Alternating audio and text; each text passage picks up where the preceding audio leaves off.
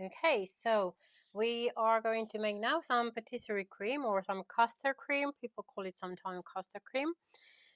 We are going to start with just separating the egg yolks. I'm going to put the egg yolks in my pot and then the egg whites in here and just store them for later use to make either meringues or angel cakes or macaroons, so lots of things which you can make with the egg yolk, the egg whites. Okay, so just quickly separating those eggs. And I'm going to use 10 for a cream made with 1 kilogram of milk. Okay, so I've been separating the egg yolks, and what I've got here is some custard cream. I will use this custard cream just to put some color. There is no need for it. In case that you don't have it, that's not a panic. You can just use flour, like usually flour, as I'm going to use as well. But if you want to add a bit of a yellowish color to your cream, then having some dust of custard cream, that will be great. You can obviously buy that from any supermarket. The one I'm going to use is a Polish product, and you can only get it from a shop which sells Polish products. But it's made by Dr. Oetker, so I like it more. So what I'm going to do is I will just transfer the pot onto my scale. Now I don't really care about how much the egg yolks will weight. So I'm just going for like 10 egg yolks, but I care about the amount of powder it gets in. And it should be 160 grams of flour. Now I want to replace part of that flour with my custard powder. So I'm going to put about 60 grams of custard powder, and then I will complete up to 160 with my flour. Now I have to say that that custard powder doesn't have just a flour thickening agent. It also has a bit of sugar and obviously the color, the carmine color. But I will just go with 160 overall. Okay, and I've got some vanilla. Again, I'm going to use a Polish product. Not because I'm a huge fan of the Polish products, it's just because I love Dr. Oetker. And this sugared vanilla sugar, it just tastes beautifully. And it's got a nice fragrance. So I intend to use it quite a lot. I don't know why Dr. Oetker doesn't make those products for the English market, but it's very easy to get from any shop, corner shop which sells Polish products. Okay, so I'm going to start stirring. To make sure that I don't get any lumps in here, I will add some cold milk. So what I did, I put some of the milk, maybe like 800 grams of the milk, into the microwave, so it will get very hot by the time I will get my mix ready to be cooked. And the rest I've left it cold because I don't want to pour any hot liquid over my egg yolks and flour. That will turn up everything into a lumpy texture.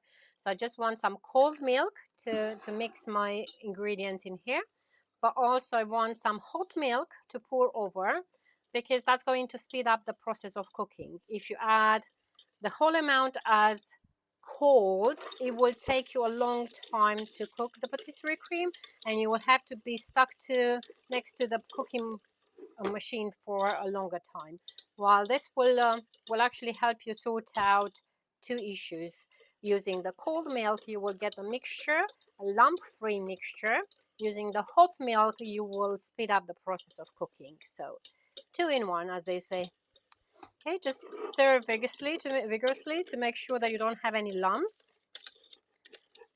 If there are any, if something happened along the way and you think, oh, this looks quite lumpy, you can sieve this mixture through. Even the final cream can be sieved through, but obviously that's another job to do and more washing up. So it will be kind of nice to keep everything safe. So at this point it looks lump free, so I can just complete with the rest of the milk, and I'll just wait for my other milk, the rest of the milk from the 1 kilogram, to get hot in the microwave. I usually set the microwave to medium power, 600 watts, for about 9 minutes, and I get a very nice hot milk to pour over. But as you can see, the texture is lump free. There are no lumps in here at all. Let's get the hot milk and carry on cooking. So my hot milk is here. We'll just pour this over. Then again, just give a quick stir and then put my cooking stove on. I don't want a very high power because I want to cook this nicely. The flour inside will just give a lot of thickening to the cream in very short time. So if the heat is quite powerful, you end up with lumps. So you want to keep the bottom of the pan clean, and you keep stirring. Once you kind of feel that the bottom of the pan gets covered with a thin layer of thicker cream, you can either reduce the temperature of cooking or pull the pot on one side, continue to stir till you feel that everything is nice and the bottom of the pan stays clean, and then you go back onto the stove to carry on cooking. The overall cooking should take about 3 minutes. So by the time you get your cream thick and bubbly, you have to cook it for about 3 minutes to make sure that the flour is cooked properly, and obviously the eggs. Eggs usually they cook very, very quick, but the flour requires a little bit more cooking. So the reason why I'm continuously stirring is that I don't want to get any cream stuck onto the bottom of the pan. Okay, so if I just tilt the pan, you can see, and we'll see that the bottom of the pan when we take out the cream, and see how it's going to look like if we keep stirring.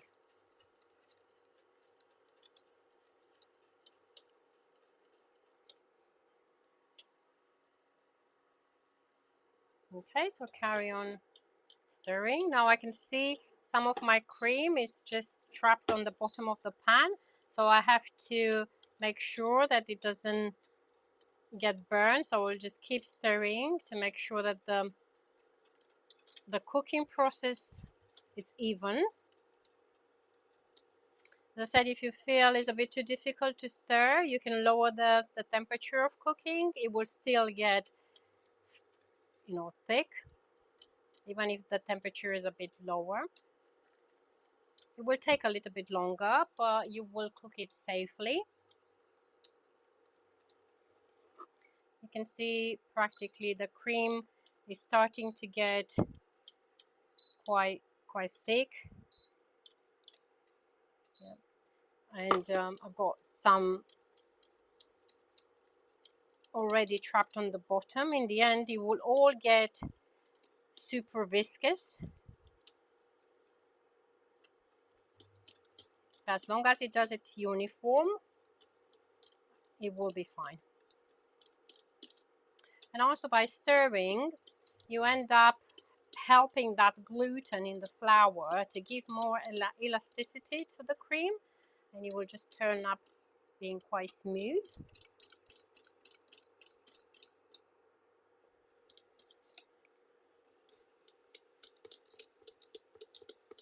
Okay, and I can feel that the bottom of the pan is nice and clean.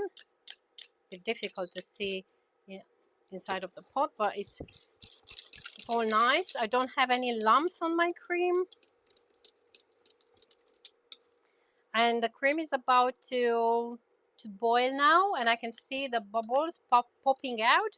So at this point, I can get rid of my whisk, as I don't want to scratch the bottom of the pan and get the potential little bits which are in there. I will lower the temperature a little bit just to leave it to boil gently. All I want to see is literally that my cream boils, and it requires about 3 minutes. I can use a silicone spatula to carry on controlling this. As I said, if you've got any kind of a metal bit and you scratch the bottom, you might grab from the bottom of the pan some stuck cream. So I wouldn't recommend a whisk or something metallic. Now what I've got here prepared is a board and some ice cold packs already iced, which will cool my cream quicker. I really want to use this cream as soon as possible. You've noticed I haven't put any sugar, but the reason why I put no sugar is that I'm going to smooth this cream by mixing it with some buttercream, and my buttercream has already some sugar on it. So I usually use about 200 grams of buttercream, which means in the end I get 100 grams of sugar per my mix of patisserie cream. So very little amount of sugar in here. If you want to increase the amount, that's no problem, but I intend not to do it. So, and when the 3 minutes have gone and you know that your flour is nice and cooked, your cream is cooked, you can just pour it on to the surface. Or if you don't have the surface handy, then you can just leave it on your cooking pot and put the cooking pot somewhere on the side. Keep stirring to make sure that it gets chilled.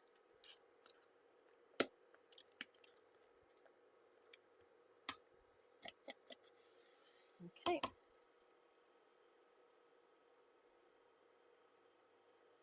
Okay, so just turning off and then just pouring this into here.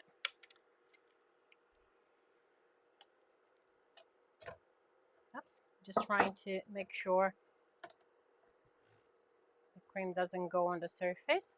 And then just a quick look at the pot. See how the bottom of the pan looks like? Nice and clean. And I'm going to put this in the sink, run some water and just leave the pan to soak for a while before cleaning it. But we'll try to remove the whole amount of cream, so that will just make the washing easier.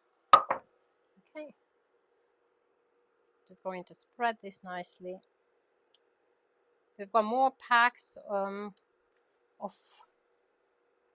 ice. That'll be even better. So the board, or a sturdy board or a metallic board.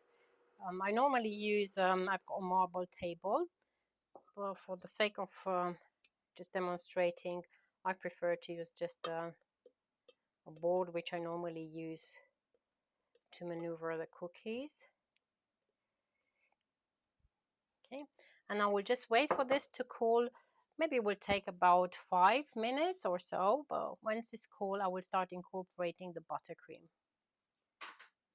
Okay, we will transfer this patisserie cream now into a bowl. It's pretty much the right temperature for mixing. If you keep your hand on the top and it doesn't submit any kind of heat, then it's cold enough. If you feel that you have to leave it for a bit longer, that's no problem. It's just what happens if you leave it for too long uncovered, it will create a crust. So if you really want to leave it to cool down for longer, I would suggest to put a cling film on the top, and then that's going to sort out the issue. I'm going to transfer it onto a bowl.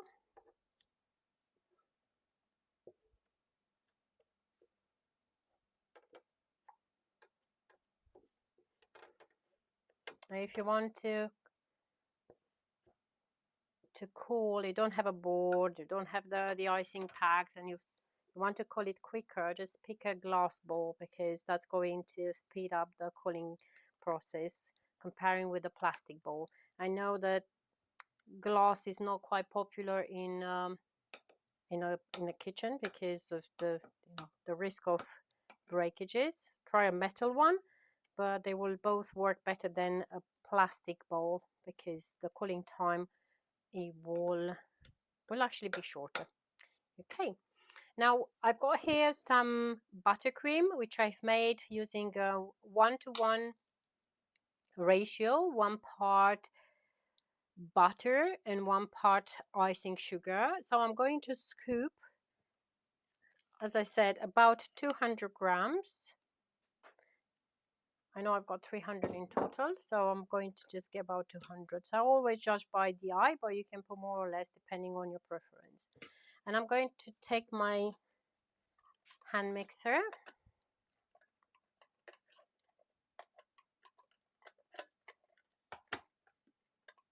and attach the whisks and start mixing in my butter.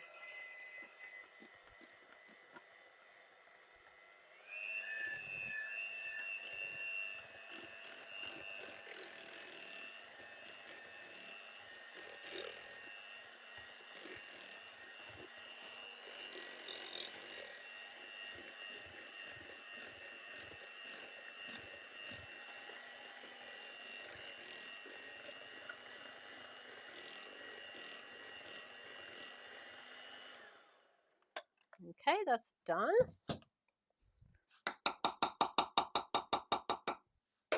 And overall, I will have quite a lot of cream in here. So if I consider 1 kilogram of milk plus the egg yolks, about 400 with the flour, 600 buttercream. So I think I'm going to go somewhere around 1.8 kilograms of cream. So if you think that for your cake you don't require that much, just half on the quantities. So there is no need for you to make such a large amount if you only need a little. And but this cream works perfectly for filling cakes, filling the cupcakes, doing eclairs.